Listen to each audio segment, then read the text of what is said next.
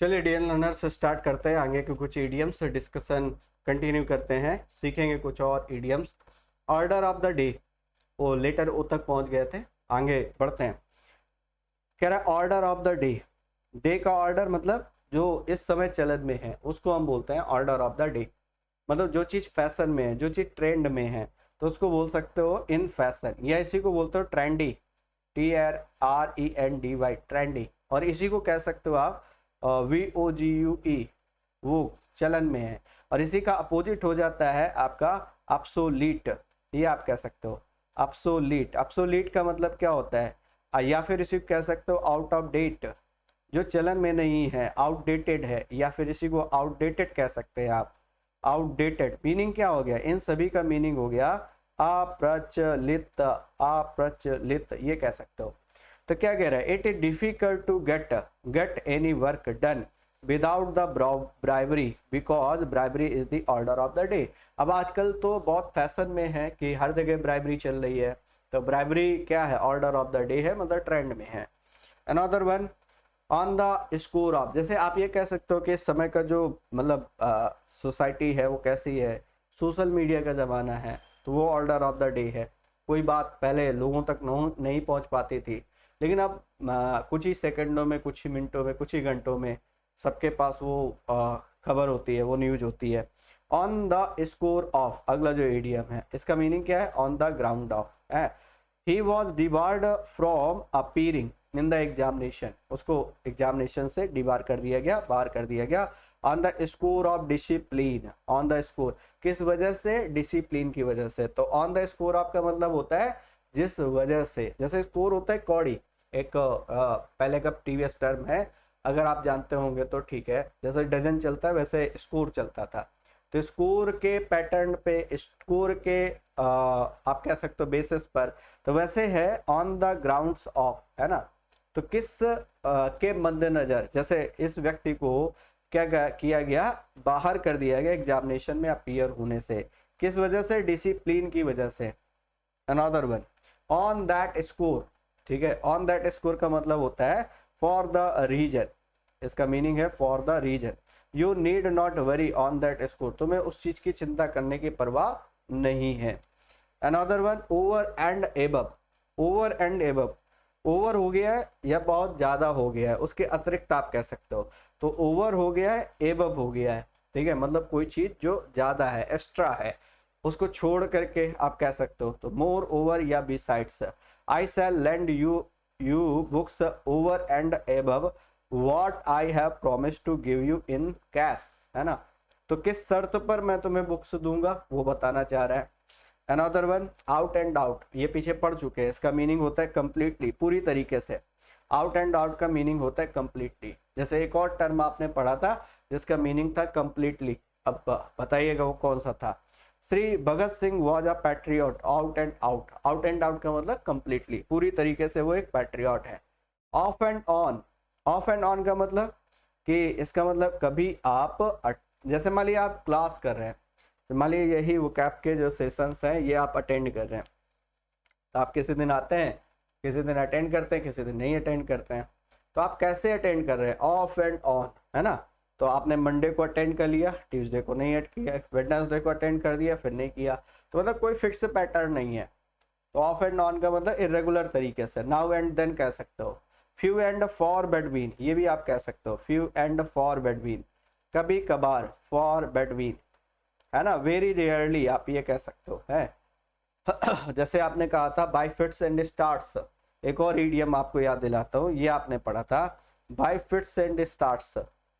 Bye fits and starts, जब आप किसी काम को कैसे कर रहे होते हो, ठीक है, बिल्कुल डिसऑर्डर में कर रहे होते हो, मतलब एक फिक्स पैटर्न नहीं है, इरेगुलर तरीके से कर रहे हो। जैसे समय जो बच्चा है वो बहुत ज़्यादा डिस्टर्ब रहता है, खासतौर से पढ़ाई को लेकर के, कि वो रैंडमली किसी यूट्यूब में कोई उसको वीडियो दिख गया, वो उसको पढ़ने लगा, वो प्रैक्टिस करने लगा, उसका खुद का कोई पैटर्न नहीं, कोई लॉजिक नहीं। ऐसे रैंडमली आप कुछ भी करने लगोगे तो आपका माइंड इतना, मतलब उस लेवल पे आपका IQ लेवल नहीं है कि आप सारी चीज़ों को ग्रिप कर पाएंगे।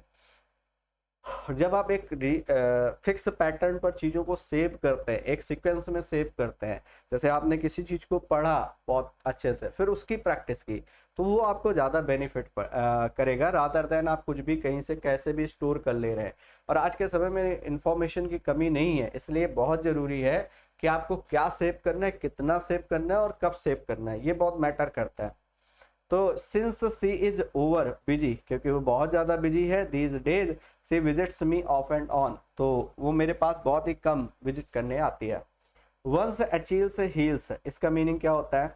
अचील्स हील्स, जैसे ये एक स्टोरी से है, ये एक राजा था, ठीक है, और उसको उसको वरदान था बचपन में ही कि अगर उसको नदी में डुबो दिया जाए, ठीक है, तो वो उसको मारा नहीं जा सकता। तो उसको क्या किया गया, हील से पकड़ करके डुबो दिया गया। तो जो हील्स है उनमें पानी टच नहीं हुआ, जिसकी वजह से वो हील्स जो हैं वो उसके एक तरीके से मृत्यु का कारण बनी, है ना। बाद में लोगों ने हील पर वार किया, जब उसको लोगों को पता चला, तो अल्टीमेटली वो मारा गया, है ना। तो वहीं से ये ईडियम है, वंस अचील सेल्स, तो मतलब वीक पॉइंट रहा है उसका। अब आप इसको आप कैसे यूज कर सकते हो? आपको जो सब्जेक्ट आपको सबसे कमजोर लग रहा है, आप उसके लिए अचील सेल्स बोल सकते हो। जैसे आप कहते हो mathematics is my Achilles, chemistry बिल्कुल थ्योरम वो आपको रिएक्शन समझ नहीं आती, तो आप कहते हो chemistry is my Achilles. Maths में थ्योरम नहीं समझ आती, भाई maths is my Achilles, याद रखिएगा, है ना। तो however powerful a person may be, he is vulnerable because of his Achilles. तो कितना भी शक्तिशाली कोई इंसान क्यों ना हो, कुछ ना कुछ उसके वीक पॉइंट जरूर होते हैं जहां पर उसको उस पर वार किया जा सकता है। ऑफ कलर, ऑफ कलर का मतलब अब कलर नहीं रहा, मतलब जैसे इसको आप ऐसे यूज कर सकते हो कि जो यूजुअल फॉर्म में नहीं है, आप इसको ऐसे डिफाइन कर सकते हो कि जैसे मान लो कोई व्यक्ति है, अब वो पहले बहुत अच्छा परफॉर्म करता था, अब वो बहुत अच्छा परफॉर्म नहीं कर रहा है, तो अब कैसा है, ऑफ कलर है, वो ऑफ कलर दिखाई पड़ रहा है। नॉट एज यूजुअल फॉर्म, वो अपने यूजुअल फॉर्म में नहीं है, ये कह सकते हो आप, है ना। जैसे कहा जाए कि भाई सूर्य कुमार यादव बहुत अच्छी बैटिंग करते थे, अब इस समय नहीं कर पा रहे, तो इसका मतलब वो अपने यूजुअल फॉर्म में नहीं है। Once a glamorous actress, she is off colour these days, कभी वो बहुत ग्लैमरस एक्ट्रेस हुआ करती थी, लेकिन आजकल ऑफ कलर है।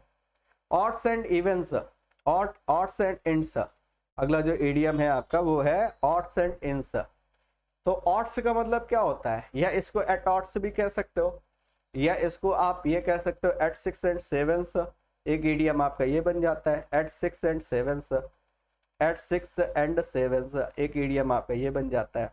इसका मीनिंग क्या होता है, जो पूरा डिसऑर्डर में है, अस्त व्यस्त है, उसको आप बोलते हो क्या, ऑड्स एंड इंस, ऑड्स एंड इंट्स, मतलब स्कैटर्ड, है ना।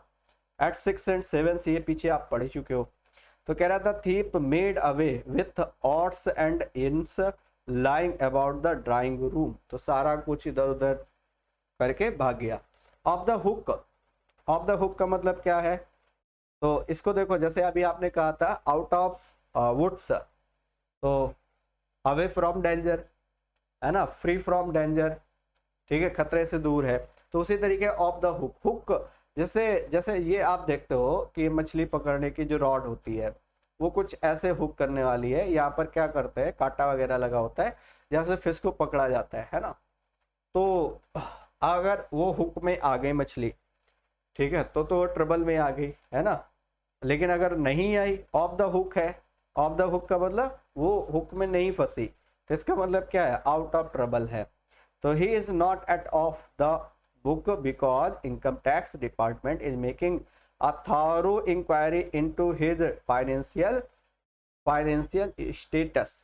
Another one, oily tongue, ये जो ऑयली टंग वाले पर्सन होते हैं, ये कैसे होते हैं, बहुत ही फ्लैटरिंग वर्ड्स बोलते हैं। ऑयली टंग मतलब मीठा बोलने वाला, या कह सकते हो बहुत ही ज्यादा चापलूसी करने वाला इंसान। एक ऐसा व्यक्ति जो ऐसे बोलता है कि उसके इंट्रैप में लोगों को अपने, मतलब एक ये होता है कि जैसे मीली माउथ आपने कहा था, तो सॉफ्ट स्पोकन पॉजिटिव सेंस में है, अच्छा बोलने वाला, मृदुभाषी है ना। लेकिन ये जो ऑयली टंग है, ये कैसा है, ये बहुत ज्यादा चापलूसी करने वाला, ठीक है। तो इसको कह सकते हो फ्लैटर, या इसको साइकोफेंट, जैसे एक वर्ड आपने पढ़ा होगा साइकोफेंट, साइकोफेंट का मतलब कैसा होता है, चापलूस, जैसे आपने बूट लुकिंग पढ़ते हो है ना, फ्लैटर्ड पढ़ते हो, तो ये क्या है, ये ऑयली टंग है। He has often won over the enemies by his oily tongue, वो अपने शत्रुओं पर उसने विजय पाई किसके द्वारा, अपने ऑयली टंग के द्वारा।